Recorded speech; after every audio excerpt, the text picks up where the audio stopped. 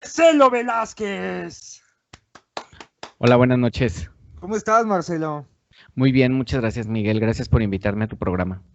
No, a ti, gracias por querer estar. Ahora sí que, de hecho, tenía muchas ganas ya de grabar ahora sí que un episodio de historia mexicana, literalmente.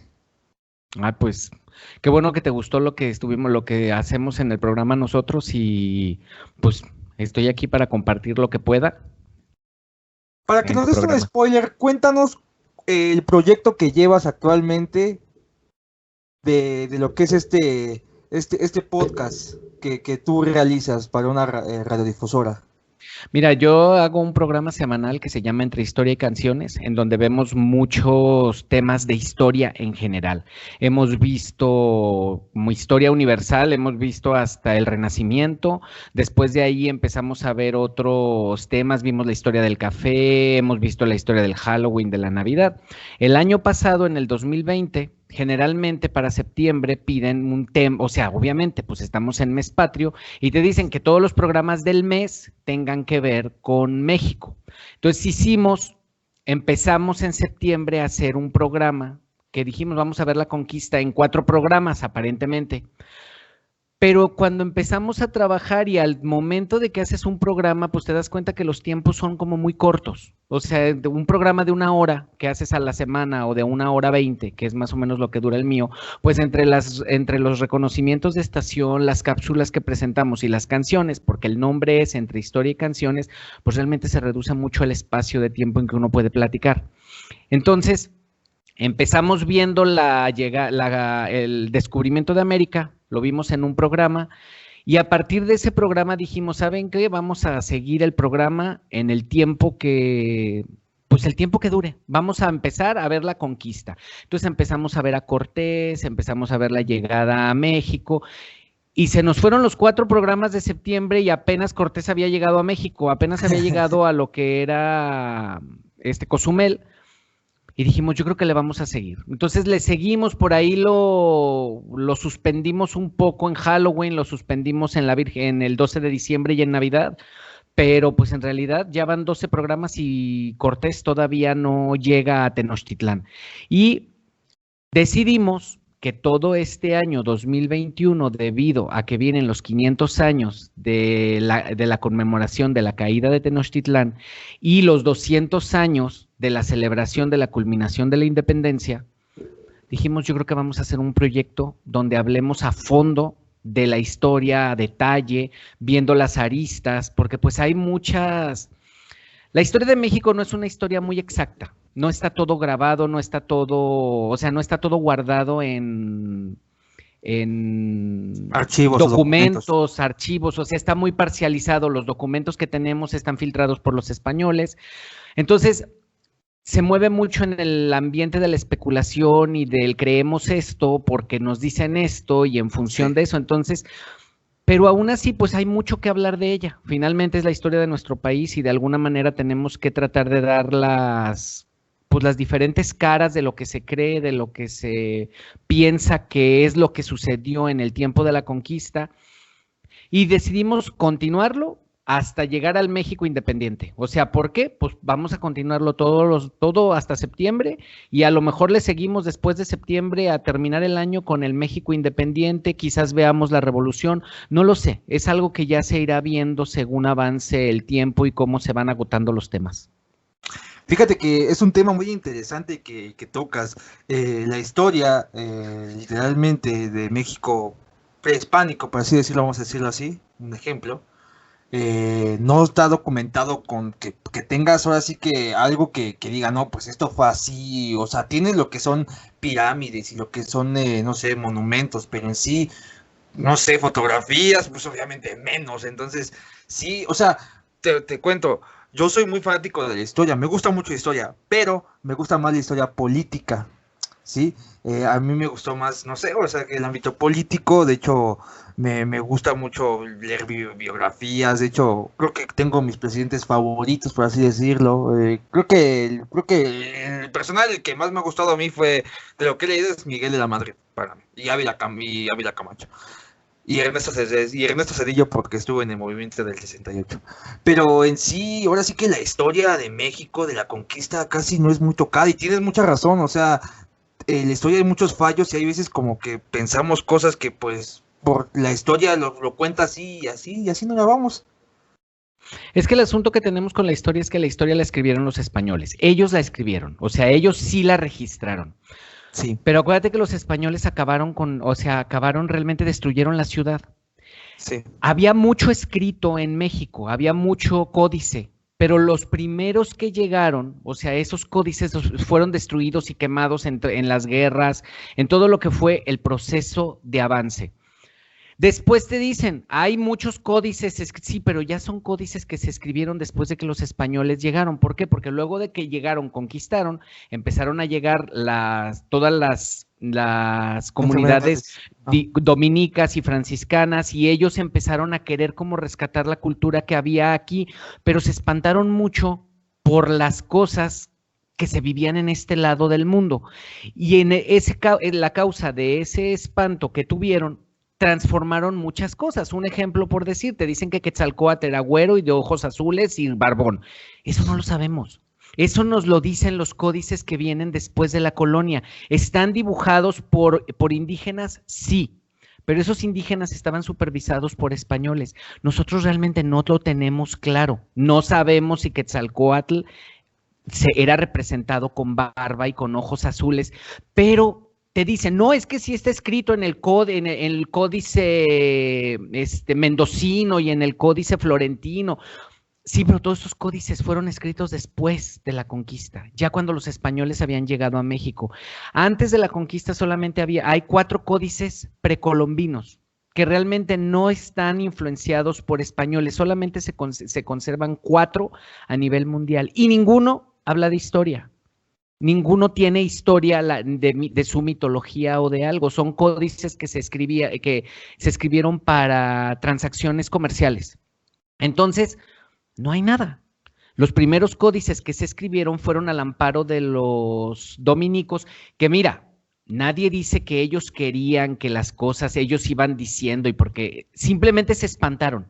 La sí. manera de pensar de ellos les decía, esto no podemos hacer esto no lo podemos escribir. Entonces iban cambiando o interpretaban los dibujos de una manera distinta y te iban diciendo cosas que no eran. Porque por decir, ellos decían, a lo mejor, un ejemplo, el códice se veía en muchos niveles, tenía que ver el color, tenía que ver el dibujo, tenía que ver el lugar en donde estaba el dibujo, tenía que ver, o sea, no era una composición como nosotros entendemos un dibujo ahorita que lo que ves es lo que es, no. Si un dibujo estaba en la esquina derecha de la hoja significaba una cosa y si estaba en la esquina izquierda era otra. Superior derecha o superior izquierda. Si estaba pintado de azul era una cosa, si tenía rayas de otro color era otra. Y era un lenguaje que interpretaba todo eso. Había quienes manejaban ese sistema de lenguaje para interpretar los códices, pero se murieron. Acuérdate que tú dices, pero no, bueno, no acabaron con todo mundo. No acabaron con todo mundo los españoles, pero en 50 años se murió el 90% de la población indígena del país, de lo que era ese entonces nuestro territorio. En 50 años, rescatar una cultura de miles de años, rescatar una manera de pensar, no se puede, se murieron más pronto de lo que en un momento dado pudieron registrar. Entonces todo eso se perdió, todo se perdió. Los españoles, los códices, por decir, los códices que los españoles mandaron a hacer, los dibujaron los indígenas, pero los sacerdotes los escribían. ¿Por qué? Porque no sabían interpretar el dibujo. Los indígenas, o sea, les decían, esto significa esto, y los españoles, los sacerdotes españoles escriben en español a un lado y van poniendo lo que significa el dibujo. Pero ahí en esa traducción hay muchos errores. Porque es donde entra la parte de que una cosa es traducir y otra cosa es interpretar. y ellos interpretaban tratando de encuadrar sus figuras, sus símbolos. Los españoles trataban de poner sus símbolos en lo que los indígenas tenían. Entonces, ellos buscaban paralelismos. Entonces, la Tonantzin se convierte en la Virgen María, Quetzalcóatl se convierte en Jesucristo, Huitzilopochtli en el diablo. Entonces, ellos así lo van interpretando y Huitzilopochtli se convierte en un dios malo, Quetzalcóatl en un dios bueno, pero con todo lo que conlleva ese hecho de la traslación de un idioma al otro para tratar de hacerlo entender. Es como cuando te dicen a qué sabe la carne de conejo, a pollo. Tú tratas de ubicar algo y tratas de poner en tu cabeza algo que simule lo que significa, cómo sabe el conejo. Definitivamente no sabe a pollo, pero si tú nunca has comido conejo, pues si te dicen pollo ya más o menos sabes. Eso les pasaba a ellos. No entendían el universo cósmico de los indígenas, lo trasladaban a su idioma y en esa traducción hay muchos errores. Y eso fue lo que nos llegó. Entonces todo está sometido a interpretación. Tengo una pregunta con lo que acabas de decir, pero quiero iniciar con una pregunta. En sí, bueno, como sabemos, a México llega, bueno, ahora sí que a México, lo que es México, Salvador, Guatemala y Honduras, los conquista España. A Estados Unidos y Norteamérica los conquista Inglaterra, y más abajo, pues Portugal, a Brasil y otros países. ¿Hubo alguna razón por la cual, cómo fue que llegó que literalmente, por ejemplo, también la historia pudo haber cambiado y a vez de haber sido conquistados por españoles, pudimos haber sido conquistados por ingleses? ¿Por qué fue ese cambio? O sea, ¿cómo llegó el momento de esa historia que dijeron, no, pues, o sea, españoles, México y pues Inglaterra, los países norteamericanos?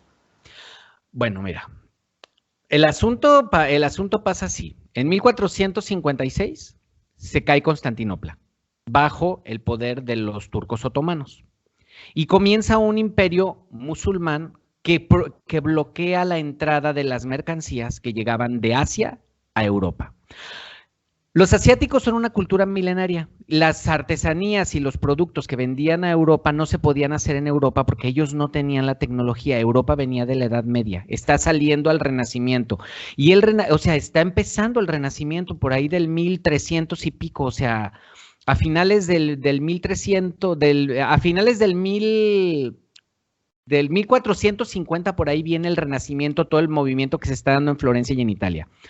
Cuando se cierra el paso terrestre de Europa hacia Asia, dicen necesitamos mercancías. Los europeos estaban acostumbrados a vender cosas que compraban muy baratas y las vendían muy caras.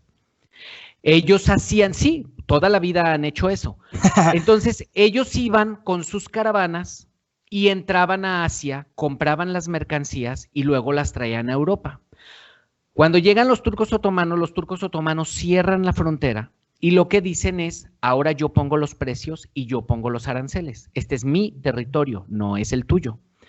Les bloquean totalmente la entrada. Ya los europeos no pueden poner y dominar los precios.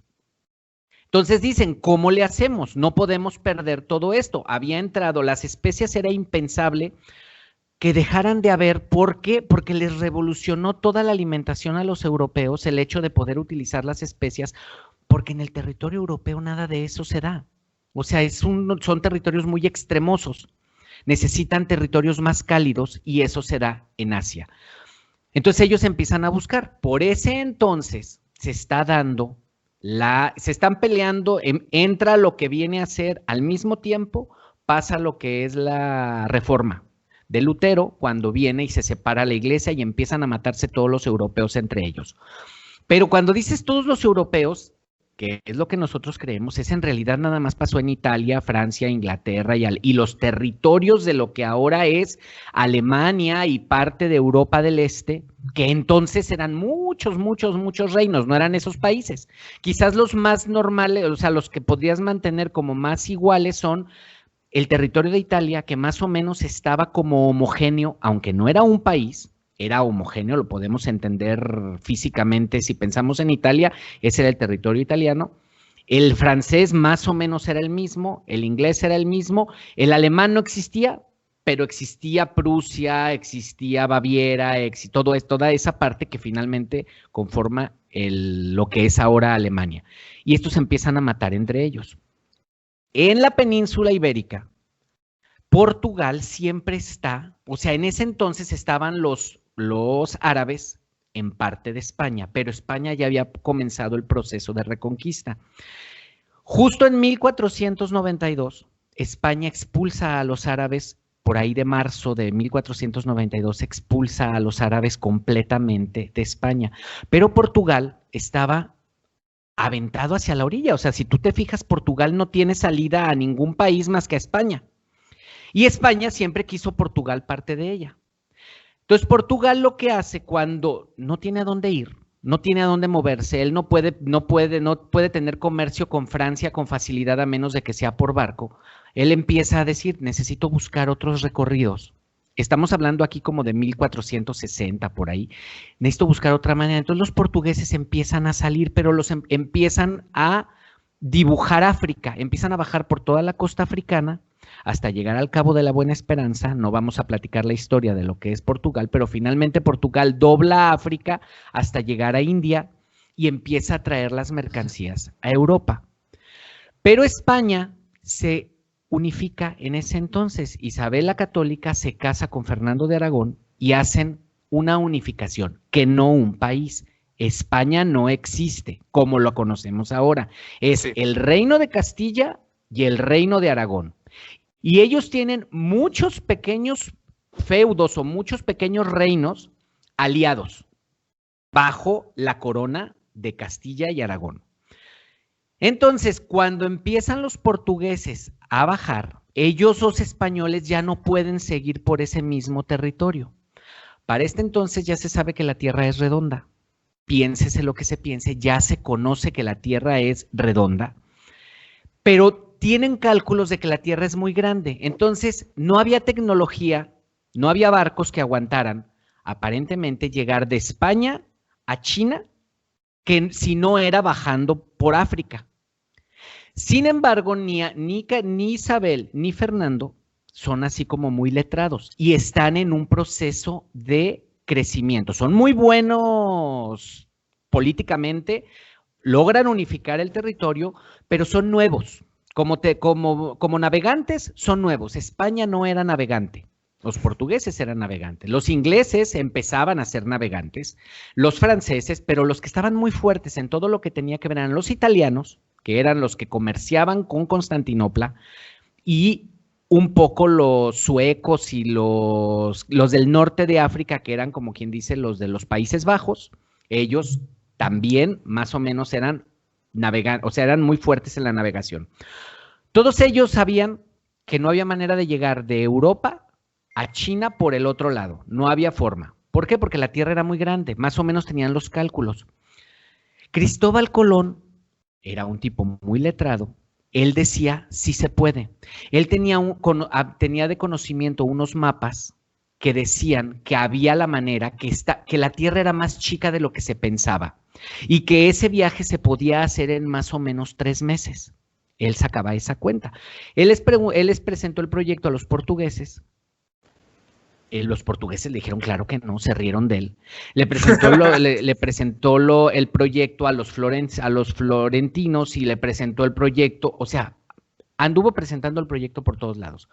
Finalmente nadie le puso atención y él le pidió al rey de Portugal que lo dejara libre, que lo dejara, pues si no iba a trabajar con él, que lo dejara trabajar en otro lado, porque él pertenecía a la corona portuguesa como navegante.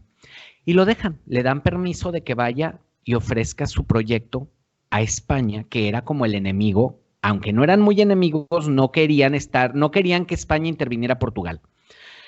Y les presenta a Isabel y a Fernando esa posibilidad. Fernando e Isabel tenían asesores que les decían que no se podía llegar. Pero hay una cosa que también tenía muy clara Fernando.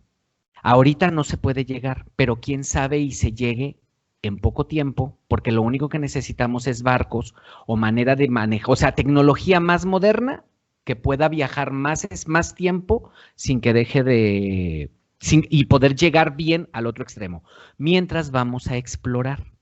Le dan 3 barcos pinchurrientos, porque realmente le dan 3 barquitos, o sea, no es la gran inversión. Como la Niña, la Pinta y la Santa María, ¿no? Ajá. Esos fueron los que le dieron, pero eran 3 barcos viejos que estaban embargados por el gobierno de España a los hermanos Pinzón II, que son ¿cómo se llama? La Marigalante y la que fue la Santa María después, y la Niña, creo que eran de los hermanos Pinzón, y él solo le dan la Pinta. Creo que más o menos así es el asunto. Puedo estar equivocado en respecto a quién pertenecían, pero 2 barcos pertenecían a los hermanos Pinzón, los tenían embargados porque no habían pagado impuestos, entonces dicen, ok, sirve a la corona y te dejamos el barco libre. Entonces, Colón toma esos barcos y emprenden el camino. El asunto es que Colón se topa con unas tierras que él hasta que se murió jura que llegó a las Indias orientales. Ellos estaban esperando en cualquier momento encontrarse a China y a Japón. Nada más era como ir caminando islas. Este es un caminito de islas que nos van a llegar. Nadie sabía cómo era ese lado, pero tampoco sabían con qué se habían encontrado. Colón jamás supo que llegó a América. Colón se murió pensando que había llegado a las Indias orientales. O sea, ¿mande? Pobrecito, ¿no? Pues no, pobrecito, pues es que era el conocimiento que tenían. El tipo no era ningún tonto, pero eso fue lo que pasó. Por eso fue que España llegó. ¿Por qué? Al momento de ellos agarrar esa ruta, las rutas que se navegaban pertenecían al país que las promovía. Entonces los portugueses no podían viajar a América por esa misma ruta, porque esa ruta le pertenecía a los españoles. Entonces, tú dices, bueno, pero los portugueses llegaron a Sudamérica. Sí, ellos llegaron a Sudamérica porque hacen un tratado que se llama el Tratado de Tordesillas, que es dividen en uno de los paralelos de la Tierra, que ya estaba la Tierra dividida más o menos en paralelos. De aquí para allá va a ser de España y de aquí para acá va a ser de Portugal. Entonces, si tú te fijas, Brasil sale, si tú pones una línea recta de arriba hacia abajo, toda la parte que le pertenece a Portugal es la parte que está de uno de los paralelos hacia el lado derecho, y España es de uno de los paralelos hacia el lado izquierdo. Por eso España le pertenece Perú, Colombia, Chile, Argentina, todo eso pertenece a España, y Brasil y los portugueses solamente se quedan con la parte del lado de Brasil. Digo, después de que se separan, pues entran también los venezolanos agarran un pedazo de ese y ya no se ve tan recta la línea. Pero eso ya tiene que ver con lo que fueron conquistando, pero es por eso que a Sudamérica llega Portugal de un lado y del otro lado España. A Norteamérica llega los españoles. ¿Por qué llegan los ingleses a Norteamérica más arriba? Porque los españoles nunca alcanzaron a llegar hasta allá. La parte de las 13 colonias originales de los Estados Unidos no estaba realmente explorada por los españoles. Los españoles solamente alcanzaron a conocer, a conquistar Florida.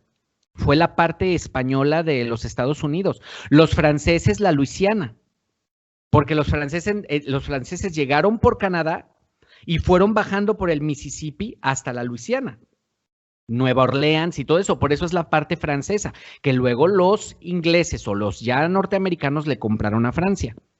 Pero los ingleses llegan, pero 100 y pico de años después, llegan a las costas de Boston. ¿Por qué? Pues porque ellos llegan en línea recta, derecho de Inglaterra hacia Nueva York, como quien dice.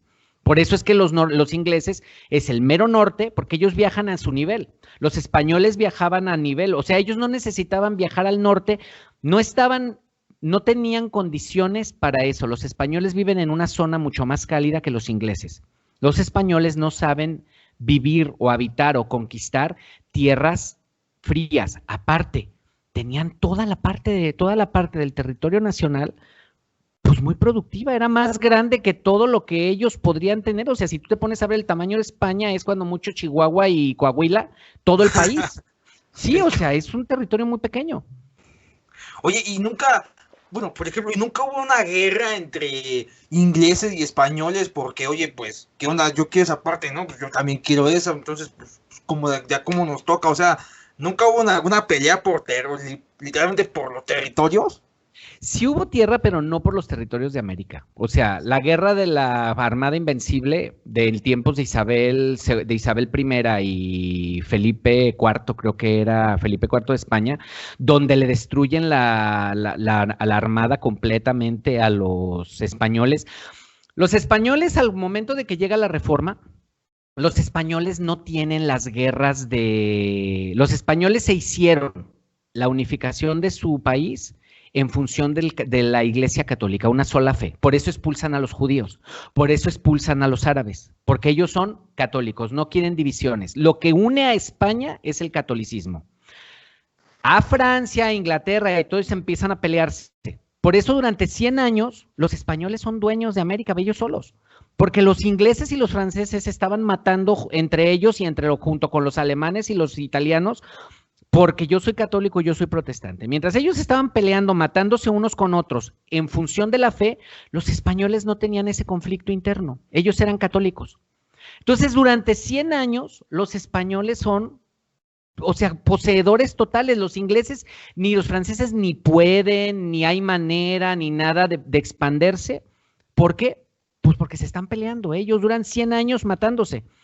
Los españoles en esos 100 años que duran matándose conquistan todo el territorio de América, encuentran oro, plata, empiezan a sobrellevar empiezan a llevar toda su economía en base a las colonias, y es cuando Felipe IV empieza a tratar o sea, construye una armada porque él quería invadir Inglaterra para acabar con Inglaterra porque era protestante, porque estaba aliado con Escocia, Escocia era católica, todavía Inglaterra no era el Reino Unido, era Escocia, Irlanda, Gales y Inglaterra. Se pelean, Inglaterra le destroza ¿cómo se llama? La armada a los españoles, y ahí, o sea, ellos tuvieron sus guerras en Europa. Sí. Nunca tuvieron guerra acá. Los ingleses cuando llegan a un territorio que no era español, no se había conquistado ese territorio, no le pertenecía a nadie, o sea, ese era un territorio que no le pertenecía a nadie de los europeos, les pertenecía a los nativos americanos. Pero bueno, ya ves que los españoles los europeos hacen como que a donde llegan es territorio virgen, no hay nadie. Entonces, ellos llegan, invaden un territorio que no era de los españoles. Entonces no hay pleito entre ellos. Entre los españoles y los ingleses no hay problema en América. No hay ninguna guerra por causa de que este pedazo de tierra es mío, este pedazo de tierra es tuyo, no. Cuando llegan los ingleses ya estaba la Florida definida como española, pero había territorios hacia arriba salvajes, que es a donde llegan los ingleses. Y luego los ingleses van cubriendo y rodean la Florida, y entonces es cuando le compran a España la Florida para completar su territorio, y le compran a Francia, a Napoleón la Luisiana, para para dejar su territorio homogéneo, porque lo compran, caro, barato, lo que quiera, se lo compran a los españoles y a los franceses el territorio. O sea que le vendieron algo que literalmente ni era suyo, por así decirlo. Ya para ese momento ya los ingleses ya eran las 13 colonias, habían, o sea, ya se habían posesionado de ese territorio, y ellos respetaban los tratados y los imperios europeos. Okay. A los nativos americanos y todo eso a ninguno le tomaron en cuenta para nada, o sea, no, eso no tiene nada que ver. Quiero rescatar algo que hace rato platicaste de cómo los españoles interpretaron lo que se veía aquí en México, por así decirlo. De la poca historia que sé, creo que en algún momento se traen a un indígena de México, se lo llevan a España, se vuelve, por así decirlo, español. Ya es cuando llegan con Hernán Cortés. Y él dura como un intermediario para poder comunicarse con otras culturas. Y aquí es cuando surge, no sé, yo siento que como que la figura más famosa de la conquista, hablando pues así que mexicanamente, la Malinche.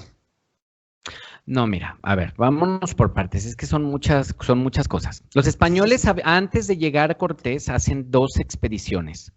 Una, no me acuerdo, Fernández de Córdoba se llama, que salió unos 10 años, como por ahí de 1509, es la primera expedición que hacen a tierras de lo que hoy es México. Ellos ya habían ido, ya andaban también, o sea, eran varias colonias las que ya tenían en las islas, en todo lo que son las Antillas mayores y las Antillas menores. Pero los españoles de las Antillas Mayores ya habían mandado 10 años antes a Fernández de Córdoba a explorar. Fue una exploración que llegó nada más así como rapidito, vio, dijo sí hay tierra, creían que era una isla porque llegan a Cozumel. Unos 9 años después mandan a Grijalva. Grijalva es el que rodea la península de Yucatán. Cuando Grijalva viene, Grijalva se lleva a un nativo que tiene nombre, no me acuerdo ahorita cómo se llama, pero se lo llevan un año a Cuba. Se lo llevan de aquí, lo hacen como esclavo o lo contratan, exactamente bien, no te sé decir cómo se lo llevan, en qué condiciones. Pero el tipo era un maya que se llevan a Cuba y dura un año allá y lo enseñan, empieza a aprender a hablar español, pero él nunca quería estar, él no quería estar en España, pues lo arrancaron de su tierra, no quería irse de aquí. Entonces no aprende a hablar bien. Cortés se lo lleva, cuando sale su expedición, se lo lleva de entrada a Cozumel. Pero Cortés sabía que había dos españoles que hacía un tiempo que estaban viviendo entre los mayas, eso ya lo conocían. ¿Por qué? Porque cuando fue Grijalva, a él le comentaron que había dos como ellos, o sea, güeros y barbones, que estaban prisioneros de los mayas. Entonces Cortés quiere localizarlos. Cortés llega buscando, por medio de la intervención de este nativo que se habían llevado y lo poco que hablaba de español, logra hacer que busquen a esos dos españoles que estaban perdidos en prisioneros de los mayas. Mandan unas cartas, mandan a unos nativos o sea, como emisarios de ellos para que busquen, para que les digan que están buscando, les mandan unos regalos. Y cuando Cortés está en Cozumel, llegan uno de los dos nativos, que se llama, ahorita no me voy a acordar, no me acuerdo, los nombres los tengo perdidos, no lo tengo muy presente, pero uno de ellos llega con Cortés y le dice, y está muy contento, él era como un clérigo, no era sacerdote, pero como que perteneció a alguna orden misionera o alguna orden religiosa 10 años atrás. Él explorando Panamá, una tormenta, la tormenta hizo que naufragara el barco, entonces se subieron una balsa, las corrientes lo llevaron y lo fueron a dejar a territorio maya. O sea, la corriente lo subió hacia el norte, porque ellos andaban por abajo en Panamá, pero así llegan y los dos, o sea, los sobrevivientes los mataron salvo a ellos dos. Nadie sabe exactamente cuál fue el motivo por el cual ellos dos pudieron no los respetaron la vida. El asunto es que uno de ellos dos no quiere regresar con Cortés. Él se había casado con una mujer maya, tenía 2 hijos, y él le manda a decir a Cortés que él no quiere regresar. El otro dice, yo me voy con ustedes. Él sabe maya chontal y sabe español. Y empieza a hacer las traducciones entre los mayas y Cortés. Cuando llegan a lo que es ahora Tabasco, pasa la batalla de Centla, donde gana Cortés, que es la única batalla que Cortés realmente gana. Es la única batalla que gana realmente. Lo demás, ninguna batalla ganó él. Todas las perdió. O llegó, acaso quedó en tablas. O sea, si acaso no los acabaron, no ganó. La única batalla que realmente él gana es la batalla de Centla, que es la primera batalla donde en México o en América se utilizan cañones y se conocen los caballos, porque es la primera vez que se utilizan. Los caballos no se conocían en este territorio, al menos o sea, no se conocían. Cuando ganan en la batalla batalla de Centla como regalo porque ganaron, porque pues fueron, o sea, les ganaron por la buena a los mayas chontales de lo que vendría a ser el territorio de Tapscó, porque se llama Tapscó el líder de esa zona, por eso el estado se llama Tabasco. Le regalan a un grupo de nativas, como vienen puros hombres. ¿Quién les hace de comer? ¿Quién les da? Porque en México se usaba. O sea, las mujeres hacían de comer, las mujeres molían el maíz, entonces ellos no tenían mujeres y era algo como que qué raro. Entonces le regalan un grupo de 20 indígenas como para hacer alianzas. Nosotros entendemos como que se las regalaron para que hicieran con ellas lo que quisieran. No. Los nativos, o sea, aquí en México era como en Europa, era unos 1000 años antes, que eran muchos reinos. No existía Francia, no existía nada, eran muchos reinos. Así era México. No había estados unificados todavía. El estado, por decir unificado, pues vendría a ser los mexicas, o sea, del imperio de Tenochtitlán, que dominaba gran parte, pero no era un estado unificado. Eran muchos países avasallados por por los mexicas. Entonces, cuando hacían guerra, o sea, cuando se hacían guerras y ganaban los otros, lo que hacían era, daban a sus mujeres a los ganadores para que se mezclaran las familias y entonces hacer alianzas. Eso fue lo que le regalaron a los españoles. Pero finalmente, eran mujeres y las trataban como cosas, los mexicas, así como los españoles. O sea, las culturas de México, no los mexicas, las culturas del territorio, a las mujeres las trataban como cosas. Era una cultura de hombres. Entonces, se las dan a Cortés y entre ellos viene la Malinche. Hasta allí no habían necesitado más que la traducción que tenía Cortés con los mayas, porque pues todo lo que se hablaba era maya. Pero cuando siguen caminando a lo que es ahora Veracruz, ahí conocen a los pueblos que hablan náhuatl.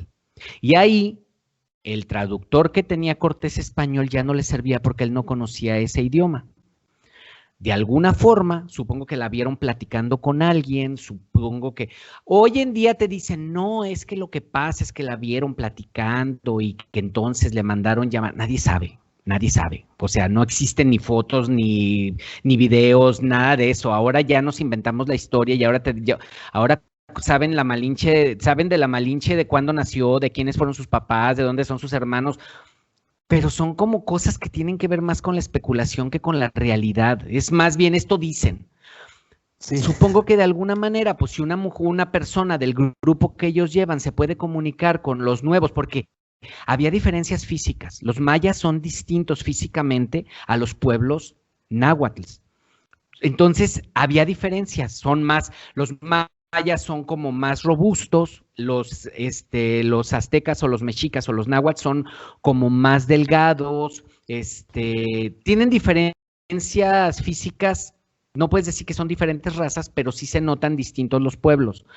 Entonces a ella la ven platicando con ellos y dicen, ay, esta sabe hablar.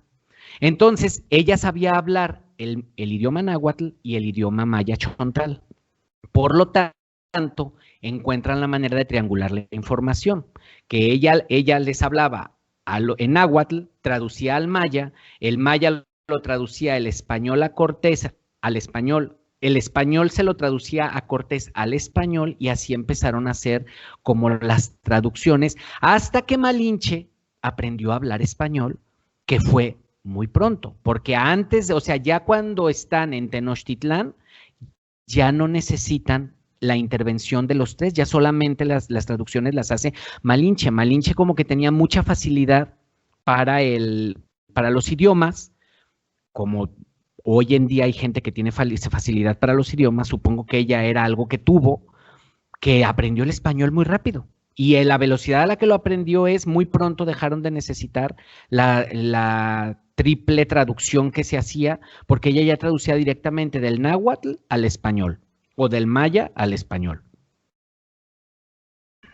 De hecho, la figura de la Malinche se ha retratado en varias cosas. Luis Octavio Paz lo han hecho otros escritores, ha quedado, la figura de la Malinche ha quedado, no sé, tanto como traidora, como una mujer, idealista, como, o sea, es que es una figura que literalmente, o sea, se habla mucho de ella, pero en sí, no sé, o sea, de hecho hasta se cuenta que hasta tuvo un hijo con, creo que con Hernán Cortés, ¿no? Sí, Creo. tuvo un hijo con Cortés, O sea, precisamente uno que Cristóbal, algo así. se llamaba, ay, ahorita ando muy perdido con los nombres, no lo tengo, como no los tengo tan frescos, pero sí tuvo un hijo con Cortés. Cortés tuvo dos hijos hombres, uno legítimo y uno el ilegítimo. Los dos se llamaron igual, Martín Cortés, se llama Martín Cortés el hijo de la Malinche, pero tuvo Ah, ok. otro Martín Cortés con otra, con la última esposa, o sea, con la última esposa que tuvo otro Martín Cortés, pero a los dos los quiso, realmente a los dos los quiso, bien, nada más que uno era hijo ilegítimo, porque la otra fue su esposa legítima, porque él quería llegar a la corte española, entonces se casa con alguien de mucha alcurnia en España que le permitía accesar o le permitía ingresar a la nobleza española de alguna manera, aunque jamás pudo. A Cortés lo único que le dieron los españoles como títulos de nobiliarios fue Marqués del Valle de Oaxaca. Fue lo único que llevó. Él quería ser virrey de la Nueva España. Nunca se lo dieron porque Cortés, el problema es que Cortés tuvo mucha ascendencia en México. O sea, Cortés fue una persona que en México fue vista por unos como el gran libertador, por otros como el gran esclavista, o sea, la gente que llegó a acabar con los pueblos. Sí. Pero finalmente era una figura de poder muy fuerte. Y los españoles, la corona española, tenía miedo de que Cortés llegara a nombrarse rey de este estado, o sea, de este nuevo territorio, y por eso jamás le dan el poder de virreinato. Lo hacen gobernador de la Nueva España, pero en 1535 se lo quitan, porque mandan al primer gobernador, a Cortés le prohíben entrar a la Ciudad de México, ya no puede entrar a la Ciudad de México cuando regresa del segundo viaje de su segundo viaje de España. A Cortés lo tratan muy mal. Él va 2 veces a España tratando de que le dieran un lugar, incluso se enrola en las filas cuando Carlos V va a luchar a lo que luego fue un territorio francés, o sea, a quitar a ¿Guyana los... francesa? No, esto es en África, en el norte de África, lo que es los españoles querían quitar a los árabes del norte de África, porque pues era parte árabe, musulmana.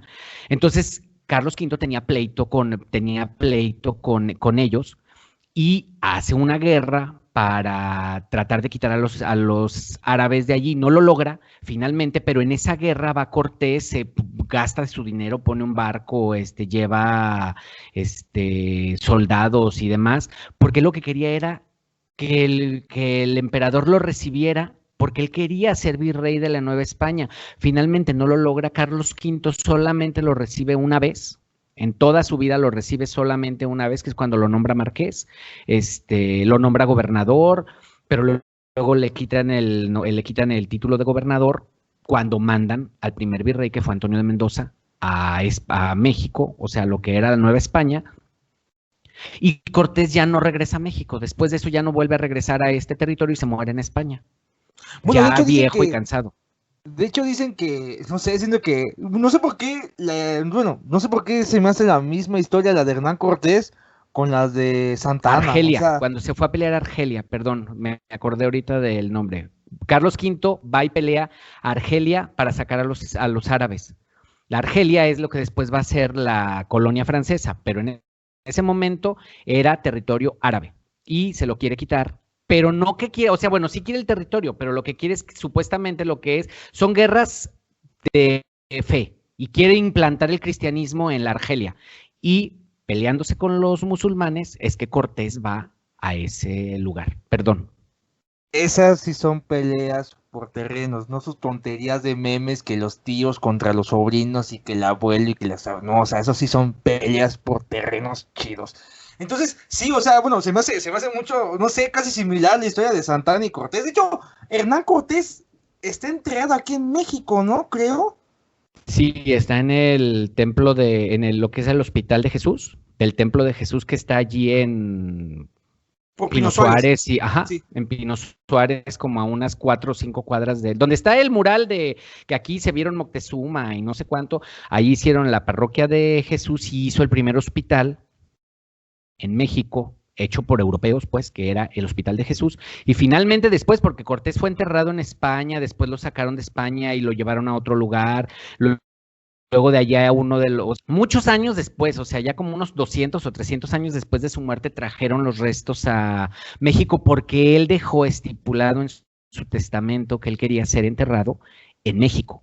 Y hasta unos 300 años después, o 200, no me acuerdo cuántos, lo trajeron a México y lo enterraron en el Hospital de Jesús. Después, cuando llegó la independencia, los restos corrieron riesgo, entonces rescataron los restos, los guardaron en otro lugar y luego ya que se apaciguó todo, que ya pasó la independencia, el México independiente y todo eso, volvieron a regresar los restos de Cortés al Hospital de Jesús y ahorita ahí están. Están en el templo, no en el hospital, en el templo directamente, en el altar, o sea, en donde está el altar, a un ladito hay una placa que dice que aquí están enterrados los restos de Hernán Cortés. Wow, qué historia tan interesante. De hecho, también le encuentro con Moctezuma la primera vez. Bueno, pues voy a contar la versión que yo sé. La que yo sé. Creo que Moctezuma muere por causa de un piedrazo, ¿no? Pero no Ajá. muere al instante, sino que, o sea, como que el golpe sí lo atalanta un rato y muere a los días, ¿no? Porque sí le deja secuelas el golpe de la piedra. Ya que, pues creo que Cortés lo que hace es de que, como que, a ver, no van a atacar la Tenochtitlan, pero en este tiempo ya había enfermedades aquí en lo que era México, ¿no? Entonces, ahora sí que es como que se empezaron a enfermar adentro, entonces fue casi como, o te rindes o yo no los dejo salir, y ahí se mueren, y háganle como quieran. Entonces, pues ahora sí que al final de cuentas, creo que Moctezuma accede, y pues como que pues ahora sí que se puede decir ay, ¿cómo decirlo? No sé, es que necesito que acabes tu idea. sus, sus seguidores, Ayudantes, ajá. sus seguidores, por así decirlo, lo toman ya como un traidor y es cuando le avientan un piedrazo y pues dicen que ese piedrazo murió. No sé si esta sea la verdadera causa de la muerte de Moctezuma. Mira, Cortés llega a México, a lo que es México Tenochtitlán, en diciembre de 1519. El 8 de noviembre de 1519 llega Cortés a Tenochtitlán. Recibe Moctezuma. Aquí tenemos que entender una cosa. Estamos en el terreno completo de la especulación porque la única versión que tenemos es la versión española. Sí. No tenemos la versión mexica, porque si alguien escribió o dejó registro de eso, todo desapareció en la caída de la ciudad. Entonces no sabemos lo que sucedió. ¿Qué sí sabemos? Sabemos que Moctezuma jamás se decidió a atacar a los españoles por X razones. Los españoles o la gente dice que porque él no creía que eran dioses, que porque creía que porque tenían poderes, que porque era muy supersticioso. Todas esas son cosas dichas por los españoles. Lo que sí es real es, tenemos que entender que lo que sucedió en México es que es la única invasión extraterrestre que ha habido en la Tierra, en el mundo. Porque lo que sucedió en este país fue eso, porque ni siquiera en Sudamérica. A los sudamericanos cuando llegaron los españoles allá ya sabían todo lo que había sucedido arriba, aunque sea por rumores. Pero claro que ya sabían que había unas nuevas gentes que habían llegado. A nosotros nos llegaron de nuevos. No sabíamos, o sea, en México no se tenía conocimiento de nada más allá del territorio que pisábamos. Sí. Entonces, llegan unos tipos en unos barcos, tienen ellos una leyenda, esa leyenda es real, no sabemos exactamente las connotaciones o los puntos porque ya todo está filtrado por españoles, pero sabemos que un tal Quetzalcóatl, un dios que se hizo hombre en Tula unos 500 años antes, se fue hacia el este, y del este llegaron los españoles y estaban como esperándolo, supuestamente existían profecías. Todo eso nos lo dicen los españoles. A mí me suena a filtración por ellos. Lo que sí es real es que Moctezuma jamás se decidió a acabar con los españoles, pero hay muchas razones por las cuales lo puedes interpretar. Primero, Cortés fue atacando pueblos que eran enemigos o no eran aliados, o sea, no eran parte de los de Tenochtitlán más que como vasallos. Ante el clasismo que existía en México, porque existía mucho clasismo, hasta la fecha somos clasistas. ¿Existía? Sí. No les importaba mucho que fuera, por decir, que haya peleado en Centla, no les importaba mucho que hubiera peleado, o sea, no era como, no les importaba gran cosa lo que hacían con las cosas, ellos se sentían que ellos eran muy fuertes. Podría ser que simplemente eran tan poquitos que no les representaba como un riesgo, y sí la curiosidad. Se cree que también creen y siguen en el nivel de las creencias, que Moctezuma era muy curioso, y ante la llegada de estos seres tan raros tenía la curiosidad por conocerlos, a pesar de que no quería que fueran a Tenochtitlán. Entonces, la razón por la que haya sido, los españoles llegaron a Tenochtitlán y Moctezuma los recibió, y los recibió bien, pero eran 300 en una ciudad de 250,000 personas. Aparentemente se hicieron amigos, o sea, aparentemente tuvieron un buen trato entre ellos. Sí. Hay algún momento en el cual dicen que los españoles amenazaron a Moctezuma, lo hicieron prisionero, hay quienes lo dan como con voto de fe. Parece como que sí, pareciera que sí lo hicieron como prisionero, pero de una manera como distinta, lo fueron como convenciendo, aparentemente. Todo esto es dicho por los españoles. ¿Por qué le podemos dar el beneficio de la duda a eso? Porque ante un territorio tan, o sea, un dirigente tan fuerte como Moctezuma, con esas huestes de ejércitos de miles y miles de hombres a sus órdenes, con todo ese poderío económico que tenía en esta zona, con todo el avasallamiento que hacía, no hizo nada definitorio con los españoles nunca. Realmente Cortés parece como que lo dominó. Y yo digo parece porque no conocemos el pensamiento de Moctezuma. Hay quienes dicen, sí, eso hizo. Yo no te sé decir. Y yo no creo que o sea, no era un tonto, no era un ser estúpido y no, era un ser que se estaba enfrentando a un mundo distinto que no sabía qué iba a pasar. Así como los tlaxcaltecas dijeron, más vale que nos salíamos con estos porque primero llegaron un barco, luego llegaron 3 barcos, luego llegaron 11 barcos, al rato van a llegar 30 barcos o 500 barcos, quién sabe, y deciden aliarse. Muy probablemente Moctezuma se dio cuenta también de lo mismo y dijo, vamos a ver cómo nos hacemos amigos porque esto va como a grande. El asunto es que había todo un pueblo al cual ellos creían dominar como dirigentes, que realmente estaba muy fragmentado.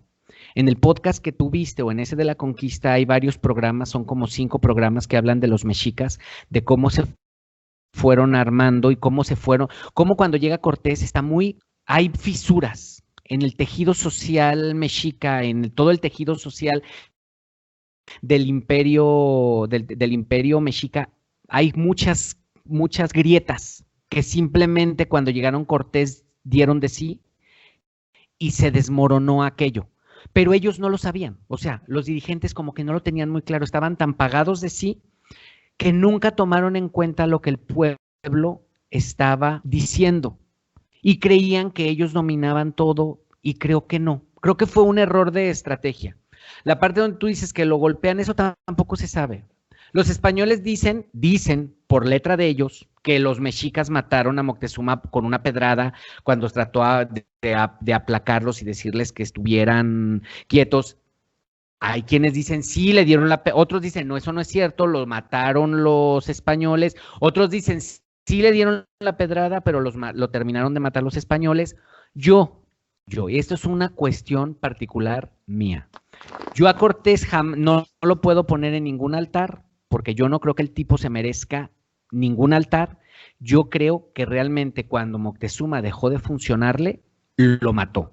O sea, cuando él se dio cuenta que Moctezuma ya no tenía sentido en su juego de ajedrez que él estaba haciendo, dijo, ya no me sirven, mátenlo, porque ya estaba herido. A lo mejor igual se iba a morir, a lo mejor no, pero ya no le servía. Yo sí creo que Cortés, y si te fijas digo, yo sí creo, no tengo pruebas. Es una cuestión de ir interpretando los pasos de Cortés, que te das cuenta de que el tipo sí pudo haber tenido la sangre fría para rematarlo cuando se dio cuenta que su pueblo ya no lo respetaba. Porque eso también sucedió, lo dejaron de respetar. Sí. Y por lo tanto, al no servirme, ¿para qué lo mantengo vivo?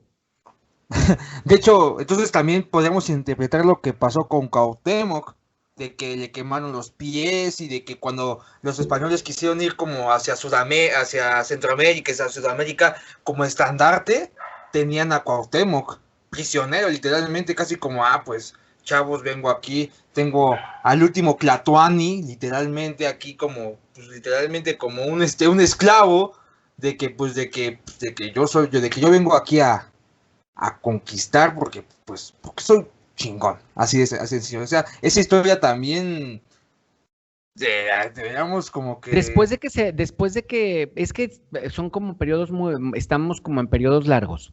Sí. Se muere Moctezuma en 1519, o sea, estamos hablando de julio de 1520, después de la Noche Triste. Su primo, ¿no?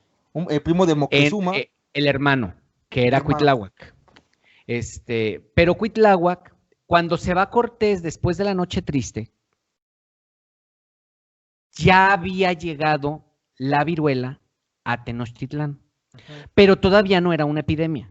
O sea, la dejaron. Ellos la llegaron, porque Cortés la trajo, aparentemente se cree, porque no hay señales de que eso haya sucedido antes. Cuando Cortés regresa de Veracruz, porque llegaron los que venían a llevarlo preso y que llega él en la segunda, o sea, está en México, Tenochtitlan, le mandan a hablar de Veracruz, se va a Veracruz y luego regresa. ¿Cuándo regresa? Ahí creen que vendría los españoles dicen que un esclavo negro traía la viruela, pero eso me suena más a racismo que nada. Realmente no sabían a qué. O sea, los españoles trajeron la viruela cuando regresó Cortés. ¿Por qué?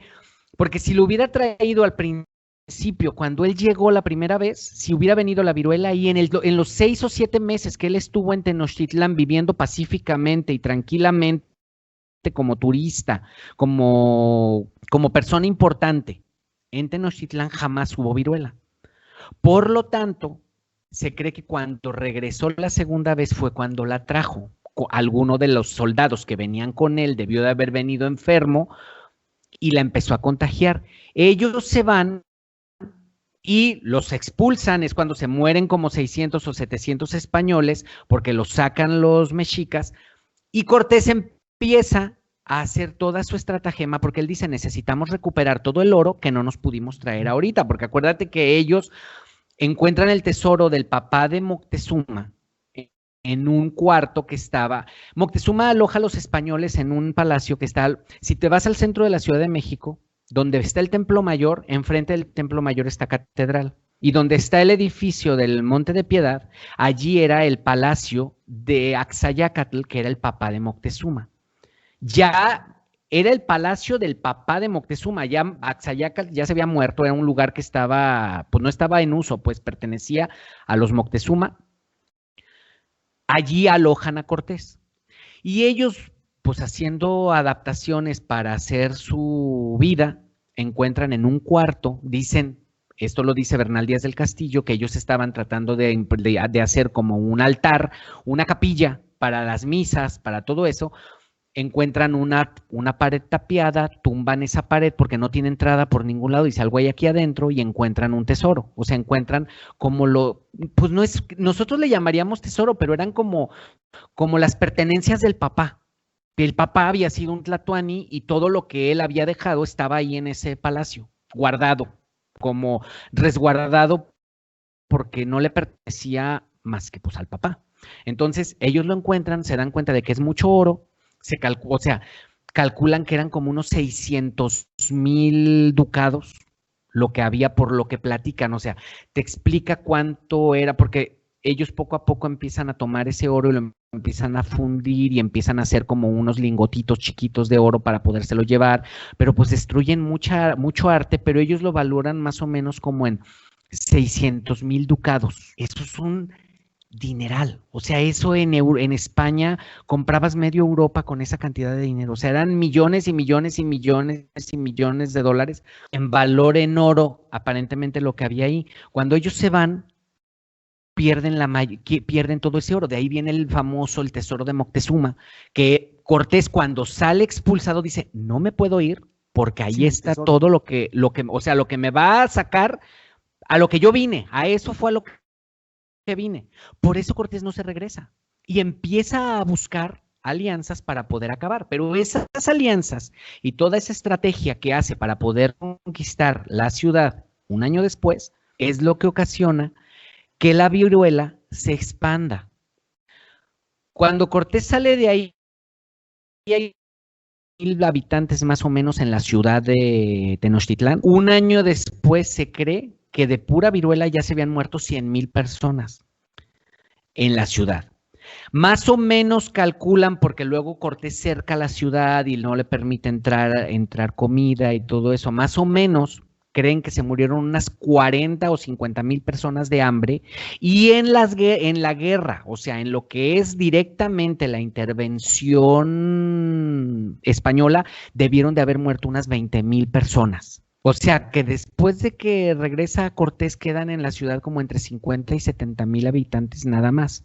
Pero la enfermedad sigue avanzando. La enfermedad no se acabó con la conquista de Tenochtitlán. La enfermedad sigue avanzando y se siguen muriendo personas. Que ahí es también donde muere el hermano de Moctezuma. En la viruela se muere Cuitláhuac. Okay. Y cuando Cuitláhuac muere, sube al poder Cuauhtémoc, que era primo de ellos, pero era muy joven. Y él estaba en contra de los españoles. Él no quería nada, él no estaba buscando ninguna alianza ni nada. Él decía, los españoles se tienen que ir. Pero ya cuando él llega al poder, ya no logra cuajar las alianzas que tenía porque ya se había desmoronado, ya se habían dado cuenta que Tenochtitlán no era invencible, tenía muy molestos a todos los pueblos sometidos, se dieron cuenta de que sí era posible vencerlo y deciden no aliarse nuevamente con Tenochtitlán y los dejan prácticamente solos, o sea, dejan prácticamente solos a la ciudad. Por eso Cortés puede vencerlos. Finalmente, Cuauhtémoc muy férreamente con los ejércitos defienden la ciudad, pero los quiebran. O sea, quiebran la ciudad porque Cortés hizo una estrategia muy bien armada con todos los pueblos con los que se alió, cercaron la ciudad, les cortaron el suministro de agua, no había agua, no había comida, salaron el lago, o sea, si ustedes lo saben, porque digo, allá viven, había un lago, una parte del lago era salada, la otra parte era dulce. La parte dulce, al momento de que la ciudad la fueron construyendo, el agua fue subiendo de nivel y llegó un momento en que lo salado y lo dulce se juntaron y construyeron un dique gracias a los ingenieros de Tlatelolco, de Texcoco, construyeron un dique que evitaba que las aguas se mezclaran. Cortés tumba ese dique, mezcla el agua del agua salada con la dulce y eso ocasiona que las chinampas que proporcionaban algo de alimento a la ciudad se sequen porque se salan, ya no pueden producir verduras, entonces no entran porque las calzadas están cerradas, no hay agua porque rompen el acueducto de Chapultepec a la ciudad, no pueden entrar alimentos, los matan de hambre, o sea, son 3 meses en una ciudad. Es como si ahorita cercaran al Distrito Federal. Piensa que cercaran al Distrito Federal. El Distrito Federal no produce alimentos, o sea, produce otro tipo de cosas. Pero lo que es el agua y todo eso no sale de ahí. Mucho Y no si le sale de ahí. agregamos que tendría en este tiempo el COVID, que en ese tiempo sería como que la viruela.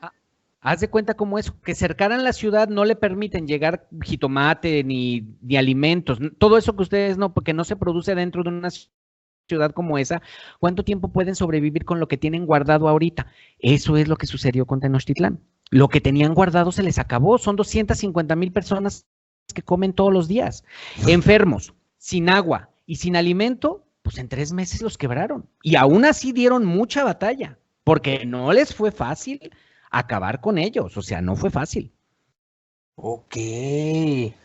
Y Cortés apresa a Cuauhtémoc al final, y entonces Cortés lo que quiere es recuperar su tesoro. Entonces lo torturan y lo Para que torturan le y lo diga torturan dónde para está que el diga dónde tesoro está de ese oro Moctezuma. que él dejó ahí, ese oro que perdieron.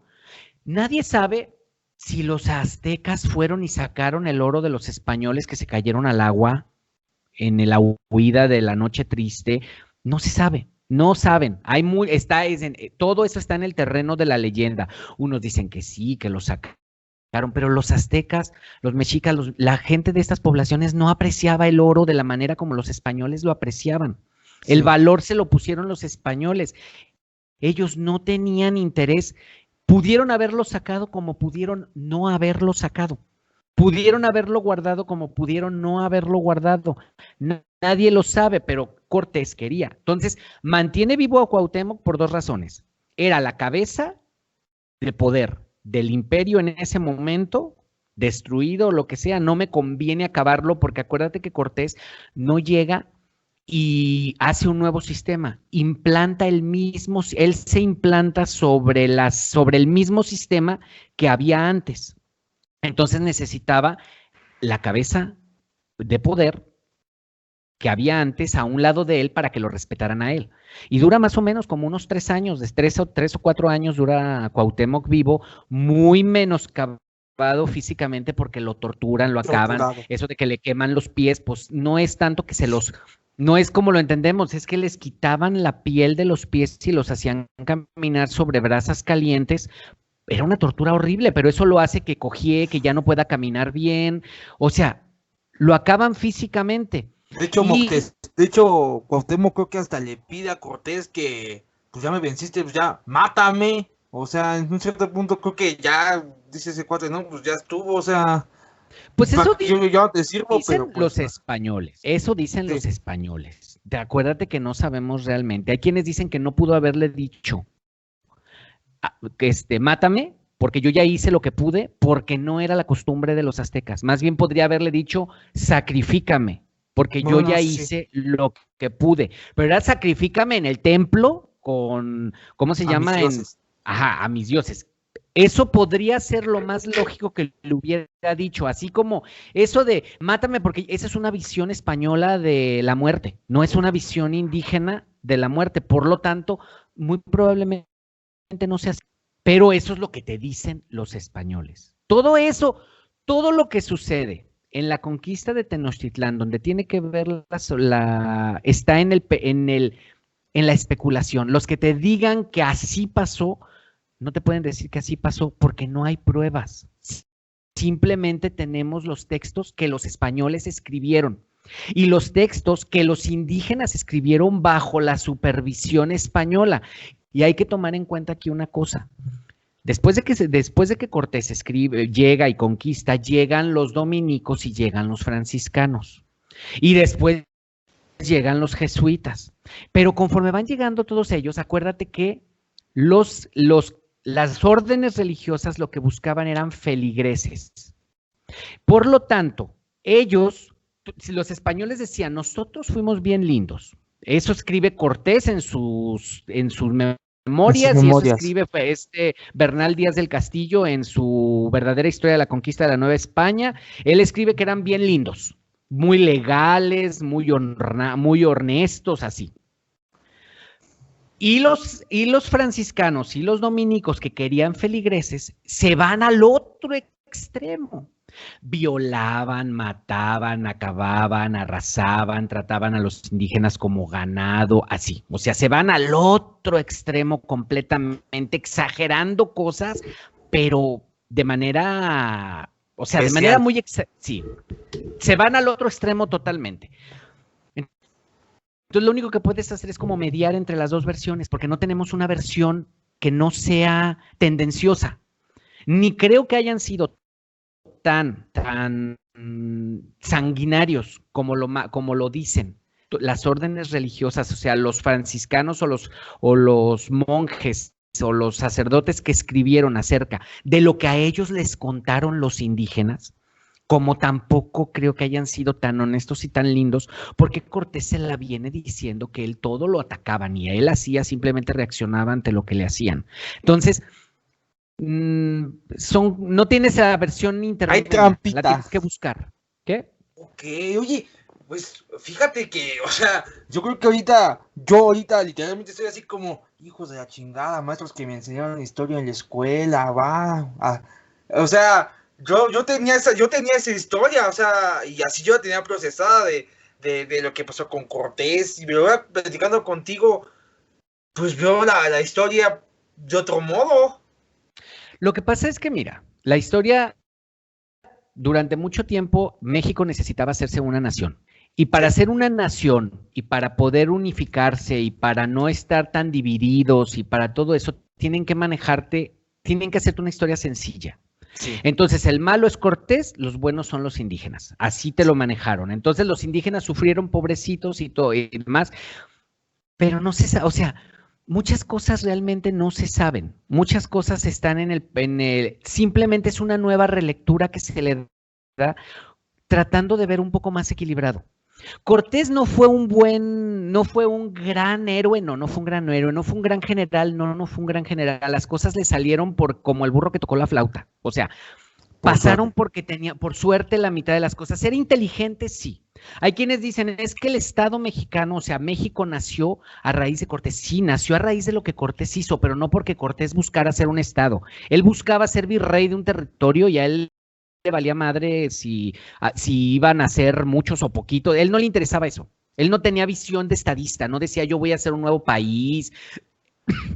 Él quería oro. Él quería oro y quería ser regente de este lugar y pertenecer a la corte europea. Ni siquiera creo que se le haya pasado por la cabeza llegar a ser rey y a ser un país independiente, que los españoles sí vieron que corrían el peligro, decían, es que donde se le ocurra, sí lo hace, o sea, sí puede, porque tiene controlado todo el aparato de poder de ese territorio. Entonces, por eso nunca lo nombran virrey, pero tenemos que entender que la historia que nos fueron contando fue una historia que era hecha para darnos un sentimiento nacionalista. Sí, por supuesto. El asunto es que nos llegó la globalización muy pronto antes de que ese sentimiento tan nacionalista pudiera madurar a una nación como la francesa o como los ingleses, digo, porque de ese lugar viene ese sentimiento de nación, ellos se lo inventaron. Los estados unificados se lo inventaron los europeos. No sé si te has dado cuenta, yo hace poco lo vi. ¿Te das cuenta que en la historia que se cuenta mexicana, siempre el mexicano es la víctima? Ajá. Nunca somos los dominadores, ¿por qué? O sea, ¿qué pasó ahí? O sea, pero sí, literalmente, bien lo acabas de decir, o sea, pues tenemos que contar una historia y actualmente sigue pasando igual, el bueno contra el malo, o sea, no hay grises, todo es blanco o es negro. Oye, no más, qué buen rollo. Una pregunta, Marcelo, ¿qué estudiaste? Muchos libros. Yo soy diseñador de ropa en general, o sea, yo trabajo en la industria del vestido. Esto es como un gusto de personal. De estudiar, no estudio historia ni nada de eso, nada de... O sea, no viene por ahí lo que conozco es porque lo he estado preparando, por lo que he leído, por lo que tratas de documentarte para poder entender las cosas que pasan para entender la historia, finalmente. Sí, por supuesto. Entender la historia en general. Ok, yo pensé que iba a decir, no, pues yo soy historiador o algo así, dije, ay. No. Es el puro gusto, Marcelo, de hacer las cosas. No, pues está más padre, ¿no? O sea, que literalmente lo haces por tu gusto. Oye, Marcelo, qué buena bueno, no puedo seguir ni charla porque pues me la pasé así como viendo una película de Tarantino, así callado, escuchando, viendo, así casi como de, que estaba analizando ahí, como que corriendo ahí mi hámster interior, así casi como de que bota la historia que tenías antes, a ver, ahora escucha esta. Ay, o sea, no lo sé, creo que tengo muchas cosas que pensar ahorita que termine ese podcast, o sea.